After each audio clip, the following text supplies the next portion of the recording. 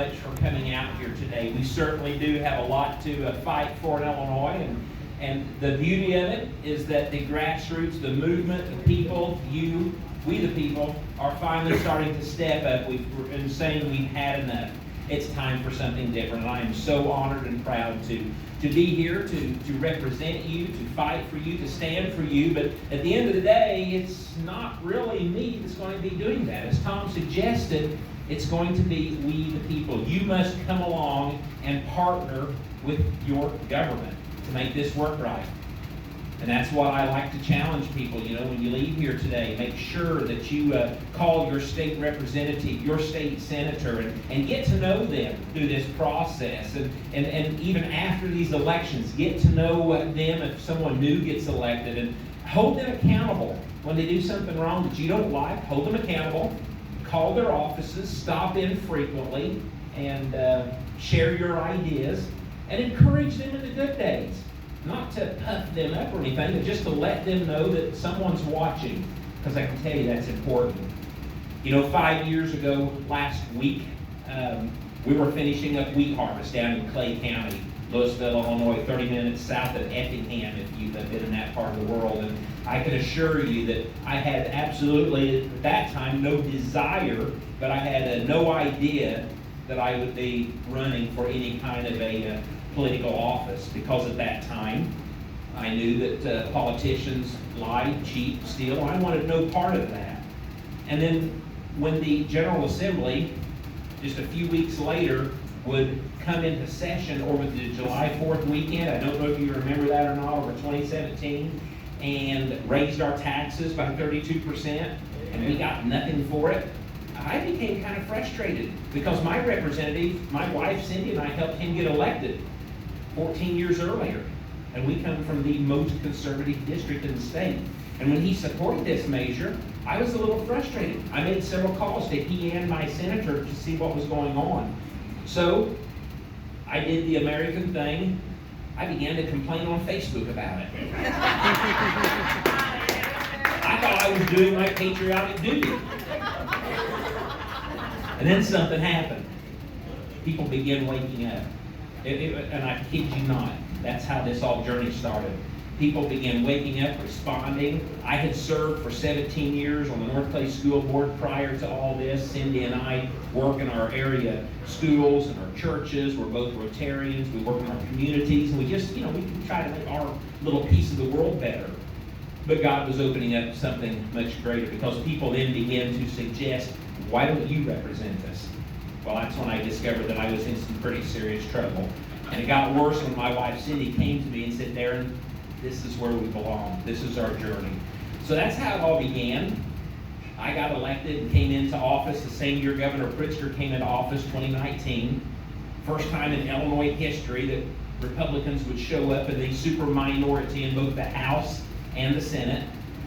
And I figured out very quickly what the super minority meant. Meant that you don't have a voice. As far as a quorum is concerned, you don't even have to show up for business to be conducted. And then, beginning the process of working with our people, I began to realize that, wow, we Republican conservatives got ourselves here because of failed leadership.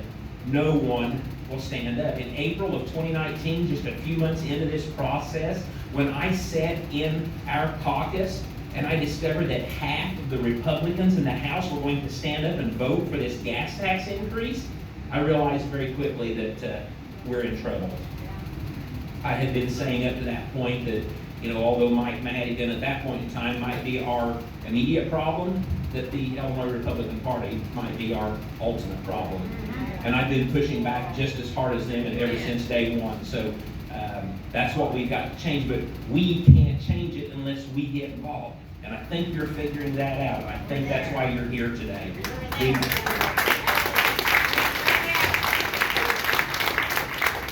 The question's often asked, well, okay, you're going to win the primary, but do you really stand a chance at it? Can a conservative Republican take the day in Illinois? You guys know this. You go out, you travel, and you tell people you're from Illinois, and we all get the same response. Well, I began recently asking the very simple question, When's the last time a conservative Republican held the office as governor? And for the most part, nobody really knows that answer. They might back up 40 or 50 years possibly, but it's quite obvious that ever since that time, Illinois has been in decline.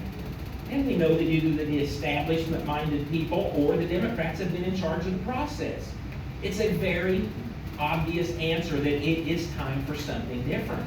Because to me, when I read our Constitution, I see a conservative-minded document. We have the answers, but we must quit compromising our values. And we need someone to be in that position who stands for the people and will not back down. And if you've been watching me, and I think you have, that's exactly what I've been doing over these last 4 years. So 5 years ago, coming out of the wheat field, 2 years ago, suing Governor Pritzker, I had no idea. I was running for I was a state representative then, and just God kept opening the door. But I've got something that not many of you have. Hopefully you do, but I got a pretty awesome wife that has my back the whole time. We've been married for 35 years. So I'm giving you a warning, men. Tom DeVore pretty well said it up here. It was really the women that kind of kicked the door down and made this process of freedom take place in Illinois. Just take it from me, because I fought it most of my life. I've got an awesome, I am blessed to have a wonderful wife in Cindy. And I began to, when I listened to her, not only does life go a little bit better, but things work a little bit better. Now we have 4 children, we have 11 grandchildren, and I farm, we have a trucking company, we have an excavating business, and just this morning I was talking to my oldest son, Zach, and we were talking about booking fuel for this fall, and I had discovered they're rationing fuel, friends, for the farms for when we bring it in on transport loads, and our supplier is telling us there may be a problem. I've been saying this for the last couple of weeks. Other than the price in gas going up, I haven't really witnessed the real problem, but I'm telling you it's coming. And this is part of what's going to take place. It's going to allow a conservative Republican farmer from Southern Illinois to get in this position and take back Illinois. We're talking power outages. Yeah. The state of Illinois could reconvene right now and begin work to avoid that. We're talking increased costs in utilities. The government, the state of Illinois, could reconvene right now, today, tomorrow. We could say, be in session at 9 o'clock tomorrow, and let's talk about keeping our utility prices down. We could do that. Fuel prices. The government, the state of Illinois, could meet tomorrow at 9 a.m. and talk about rolling the gas tax back. Fuel supply problems. The government, the state of Illinois, Governor Pritzker, and the Democrat leaders could reconvene and talk about that right now. And then the food costs increase, the possibility of food shortages. All of this could be avoided if we address it right now. I faced this real problem this morning of the potential of fuel shortages, and some friends from a business in Southern Illinois in Marion, where we're headed to next, sent us a picture of their local co-op that they got a letter in the mail today that said, look out because it's coming, these rolling blackouts and brownouts. And I want you to know when this stuff happens, there's no reason why any of this should be happening. The reason that it's taking place is because of a failed president, a failed governor, and a party that's destroying our nation and our state, and it is time to put an end to that.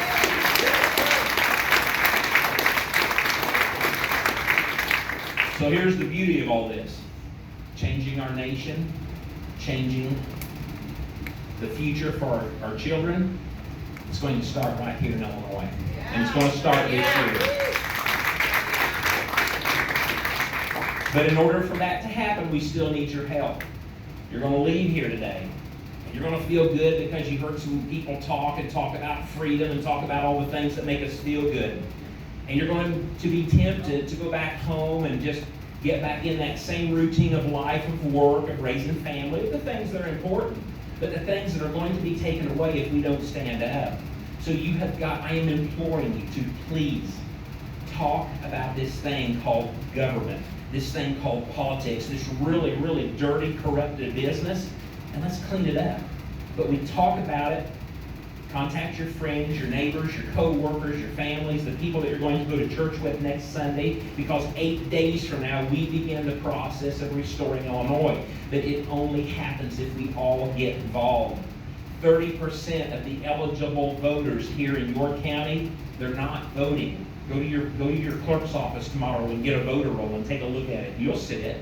If your friends and neighbors aren't on that list, that means they're not registered. Otherwise, it shows, and for everyone who's registered, it shows the last 4 elections if they voted. 30%. I haven't found one county yet that's less than 30%. There's some counties that 50% of the eligible voters aren't voting. There's our problem. So start talking about this. Get your friends and neighbors engaged. Make sure just ask them, who are you voting for? And see what the response is. Then find out if they're registered to vote. Help them get registered. Educate and inform them of what you know. Let them make their own decisions. And then hold them accountable. Follow up next Tuesday to make sure that they showed up and voted. 8 days. And then the beauty of it is, it starts all over on June 29. We got till November 8th, and we're going to take this. You want to stop voter fraud? Sign up to be a poll watcher. That's how we do it. It is a constitutional process that we, the people, haven't been getting engaged in. So real quick, I want to give a shout out for anyone that is here running for office. Who do we have here that's running for office? Okay, Travis Weaver is fully endorsed by me. He is the man that's going to help us fight the establishment. Dan Hawkins, he's so tough he doesn't have an opponent. So Dan's been there at the beginning with us too. Friends, the establishment. Pardon? Am I endorsed or not? Heck yeah, you're endorsed. Been endorsed before we gave endorsements. Now, this is important. Yes, precinct committee person. But listen, don't you take that. That is the most important position. It is the bedrock of this constitutional republic. And it gets so overlooked because we're too busy to participate. And we go to these meetings, and sometimes there's some local drama, and I don't want to be a part of that. It is so important. Thank you. I want to ask one more question before I close. How many veterans we got in the house today with us? Raise your hands and be proud. Veterans, God bless you, bless you, bless you, bless you. This is awesome. Thank you. Here's why I asked this question, because thank you for serving. But you served to protect our freedom. It didn't matter when you signed on the line. You didn't know what he was going to do. You didn't know if he was going to be on the front line in harm's way, or back at the home somewhere in the clerk's office. And it really didn't matter, because you put it all on the line when you said, I'm going to serve. And you served to protect our freedom. Now, friends, it's up to the rest of us to uphold our freedom. And we do that by voting. We do that by getting involved in the process. So I want to say thank you so much for coming out here today. We got work to do. Let's leave here. Let's get it done. Let's fire J.D. Pritzker, and let's restore Illinois. God bless you.